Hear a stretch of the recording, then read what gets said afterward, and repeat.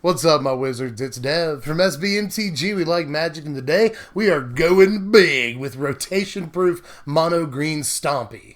Now, you guys have been asking me for some more rotation-proof stuff here recently, and I figured I'd deliver on a deck or two. And the reason I wanted to give Stompy specifically the rotation-proof treatment is because I think we really need to take this deck seriously once fall comes and the rotation hits. Once that happens, a bunch of the other good decks in the format lose everything. Mono red, black red, those decks lose like 20 different pieces. They're just reduced to ashes in the fall. The control decks that are also pretty popular right now, they don't lose quite as much as the red list, but they still lose 4 sets worth of answers, counterspells like Disallow, and cards that are really good against us, cheap removal like Fatal Push, they lose as well. So I think we're really well positioned once rotation hits because we don't lose near as many pieces as these other popular decks. Long story short, come autumn, it seems like it's going to be a really good idea to Stomp Face, and a big part of that is Llanowar Elves. We'll start here at the beginning because this card may just be a one-drop, but it's one of the most important cards in the entire deck. This looks to be way better in a format with no Fatal Push and hopefully fewer red decks around that can just shock this on turn 1. It looks to be, hopefully, a much safer format for Llanowar Elves come a couple of months from now. But the story here isn't really the lawnmower, it's the yard, and this is definitely Steel Leaf Champion's yard, so we'll play all 4. Steel Leaf is the real beef. This is a seriously large creature so early in the game, even if you don't accelerate into it on turn 2. Just playing this on turn 3 is plenty of pressure by itself. But of course, the earlier that you get this in the game, the better it often is because you're going to have a couple of turns there in the early game where it's just basically unblockable. Pretty sweet sauce, but even if it does have to fight in combat, it's really good at doing that too. Like, this is one of the rare 3-drops in Standard that can go toe-to-toe with a Goblin Chainwhirler and kill it and survive. That is definitely worth pointing out, but against a whole bunch of stuff even farther up than it on the curve, it can fight and survive against in combat. Now, this deck is a little top-heavy on the 3-drops because it really wants to capitalize on that turn 1 Llanowar Elves, so we're also going to play 4 copies of Jadelight Ranger in the deck. Now, Mama Luigi is back, and that's because she's basically, besides Steel Leaf Champion, the other best thing we can play on turn 2 with the turn 1 Llanowar Elves. Now, Jadelight may not be fixing for us in this deck. We're a true mono green deck. We're not splashing blue or black like decks are right now in Standard. We are completely mono green, so although this doesn't fix, it still does help us get more lands for the higher drops that we're playing in the deck. We're trying to get pretty expensive with some of these creatures, so it helps us find lands, and sometimes it'll just help us see more cards, dump cards in the graveyard that we don't care about, and help us effectively scry to get to better stuff. And for that matter, we might as well just play 4 copies of Little Sister, Merfolk Branchwalker as well, because this is one of the other best 2-drops that we could possibly play in the deck, and we have to play some 2-drops. Even though we're trying to play 3s on turn 2, we won't always be able to get Lawnmower on turn 1, right? So let's play some 2-drops. I think Merfolk Branchwalker should be part of that plan. But let's finish off the 3-drops with 3 copies of Thrashing Brontodon, and I want this in the main deck, even after rotation. Up to rotation, it can kill Heart of Kirin in a lot of decks, and that's pretty good. It can also kill Sealaways, Cast Out, Ixalan's Binding, History of Benalia. That's in a lot of that, by the way. You'll still have to worry about post-rotation, not to mention any other artifacts or enchantments that might pop up in the Ravnica set. So all that together with the fact that the stats are pretty raw, even if you're not killing stuff with it, this is another 3-drop that can kill and survive against a Goblin Chainwhirler on turn 3, and that's becoming more and more important. Now let's go back down to 2-drop for just a second before we go to the more expensive stuff, because we're also going to play 4 copies of Thorn Lieutenant in the deck. Now, the green Stompy decks that exist in Standard right now have started playing all 4 copies of this. There's definitely a reason for that. The card is ridiculous. Now, the reason this is so rad right now, specifically, is because it's got a lot of play against a number of different decks. Against Mono Red, this is pretty good against Earthshaker Kenra's ETB trigger and On-Crop Crasher's Exert trigger. If they want to not let this block, they have to give you a 1-1 guy, which they don't want to do. And if they want to Abrade it or Lightning Strike it, they have to leave behind a 1-1. They don't want to do that either. And it's just a serviceable body for 2 mana anyway, especially when it comes to blocking against these fast aggro decks. So check that box, but it's also great against Fatal Push until rotation, and things like Cast Down. If they want to remove this, they're going to have to leave behind value. But moving into the 4-drops, I might surprise you a little bit here, but I'm going to play all 4 copies of Vinemare. This thing is unbelievable. It's like a better Bristling Hydra in a lot of ways because the hexproof is always on, and it doesn't have the sort of soft weakness that Hydra always had to Black Death Touch creatures like Gifted Aetherborn or Gonti. And you don't even have to be playing against black decks for this thing to be a serious threat out of the main deck. But if you are playing against black, it's lights out. This card is just completely stupid against them because they're not blocking it with their little Death Touch guys. They're not blocking it with their Scarab God up until rotation. They're not blocking it with literally anything in their deck most of the time. So this card is just bonkers against them, but it's good against everything else, including control decks that are mostly just playing one-for-one removal answers. Now, we're not quite done with 4-drops. We've got room for a couple more here. And although we could play Ripjaw Raptor in this slot, and I'd be perfectly happy with that, I'm going to give Sugar Bear a shot here and play a couple of copies of Goreclaw. Now, we are playing like 7 creatures in this deck that this makes cheaper. Not a ton of creatures. We're not getting all the value out of that first ability, but we are getting a ton of value out of the second ability. This is basically an Anthem effect for most of our creatures when it swings in, and it gives them all trample, which is going to be specifically important with a few of our creatures. Like this giving Steel Leaf Champion trample is really nice. And I know this looks pretty weak to Lightning Strike and Abrade, but come rotation, you'll only have half of those cards to worry about. So that's a load off your shoulders. And even though it doesn't make it any cheaper to cast, it does give Gigantosaur trample when it swings in, and that's nice. I'm going to play all 4 Gigantosaur here, because you definitely want to give this thing trample. El Gigante is good enough, even when he doesn't have any other abilities. Just as a 5-mana 10/10, this is good enough. People say, oh, he's just going to get chump blocked. He's just going to get chump blocked. But yeah, they also have to chump block like everything else that you played on curve before this. Like, you know, a curve of Steel Leaf and Divine Mare and a Giganosaurus. Like, what are they going to do about that? You know, aside from settle the wreckage, what are they going to do about that? There's not a whole lot of other answers, especially post-rotation. And even if this gets through one time, it's over.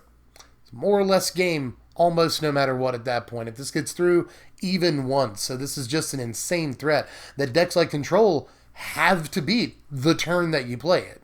Speaking of which, we're also going to play 3 copies of Galta Primal Hunger in the deck because, yeah, why would we not do that? Like, we're playing so many huge creatures in this deck. You know, Steel Leaf Champion, Vine Mare, Giganosaurus, Goreclaw. It's just almost no matter what you have on your side of the battlefield, even just one creature can make it way easier to cast a Galta. And this is bigger than Giganosaur and has trample. The only problem is it's legendary, so I'm not going to go all 4, but I would if it weren't, because it's just that stupid in this deck where, again, even just one creature on our side of the battlefield can make a cheap Galta for us. And this is crazy because, again, they have to kill it. They have to kill it the turn it comes down or on their turn after it comes down, or they're just going to die. They're just, even if they can throw a creature or 2 in front of it, it has trample and 12 power, so they're going to die quickly if you can actually keep a Galta out for more than a turn or 2. Now here's our mana base here, super complicated, just 24 forests, because even though you might be tempted to play Field of Ruin and other colorless lands in here, I really don't think we can risk it. We've not only got Steel Leaf Champion, but now we've got Giganosaurus, and especially with that in the deck, I just think that every single one of our lands has to produce green. Here's our sideboard right here, and it's pretty simple. We're going to play 3 copies of Shaper's Sanctuary to start things off against decks with lots of removal, because we've got like literally nothing but creatures. So this should draw us a few cards in a game, and that's where we want to be with it. There's also Wild Growth Walker, because there's a ton of creatures in this deck, 7 to be exact, in the main deck that explore. And the playline of Wild Growth Walker into Jadelight Ranger, just that playline by itself, is really good against the fast decks, and I think it's worth it to play Wild Growth Walker in the sideboard. There's also Crushing Canopy. I like the alliteration on the card name, and I also like the sort of versatility in the card. This is another answer for taking out things like Seal Away, Ixalan's Binding, History of Benalia, but it's also good against flying creatures that are very good against us because we don't have any flying creatures. So I want some options to take those out. We'll play Crushing Canopy, mostly because of the versatility, but we'll also play Vivian Reed to take out flyers, also because of the versatility. You know, we've got, again, nothing but creatures, so that +1 will always hit something. So Vivian Reed's good for lots of different reasons, and if you need something else that can bust artifacts and enchantments, you can do that for you too.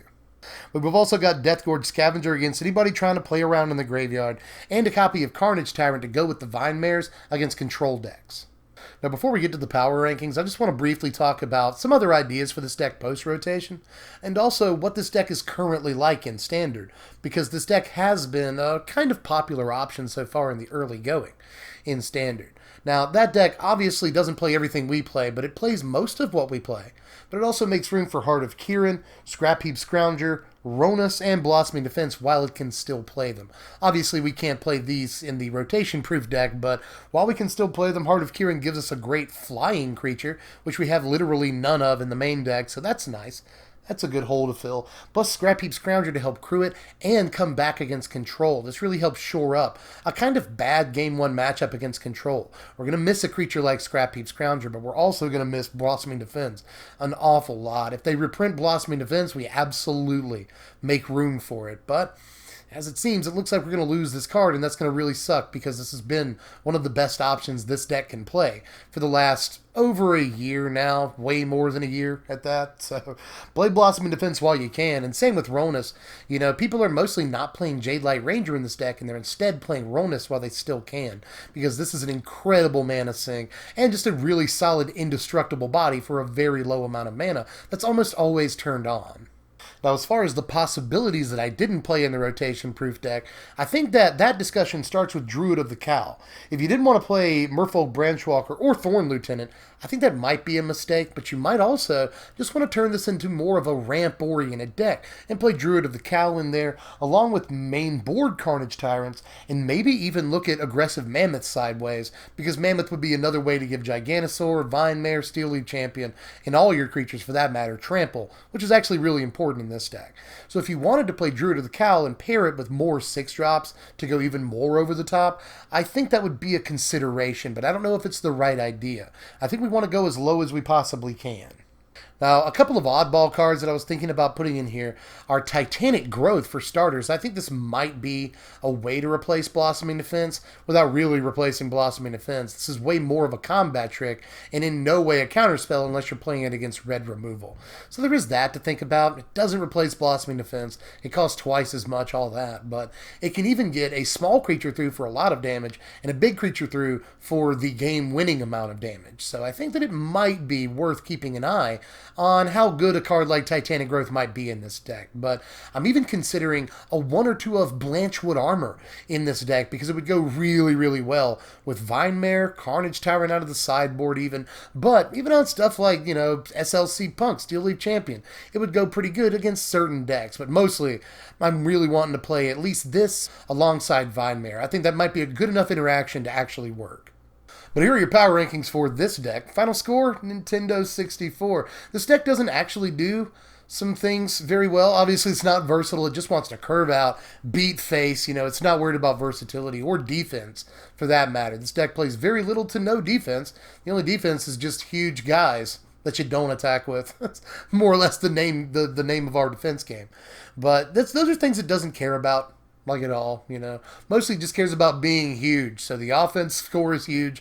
The power score is huge. Because there are a lot of really powerful freaking cards in this deck with high amounts of either value, like Jade Light Ranger, Merfolk Brancher, and the like, or just actual power, like Vine Mare, Galta, and the like. And just to reiterate, I think this looks especially great post-rotation. The red decks that would normally side in Chandras and Glory Bringers to go just as big or bigger than a mid-range deck won't have that option anymore come rotation. You know, they're not going to be able to side in so much scary stuff to go over the top or at least match mid-range. So in that way, I think we've got an edge on them. But again, against Control, they lose a bunch of options that would be really nice to have against us. You know, Control decks aren't usually amazing at the beginning of formats. Very often, the fastest deck wins, but we're a fast mid-range deck, thanks mostly to Lawnmower Elves and stuff like Steel Leaf Champion, that it really doesn't matter if you drop it on turn 2 or turn 5, it's a good drop. So in a way, we're a fast mid-range deck. So these Control decks won't have as many answers. They're just not as good in unsolved formats. And once rotation hits, we will not be in a solved format. So I don't think Control actually looks that good at the beginning here of the, you know, post-rotation format.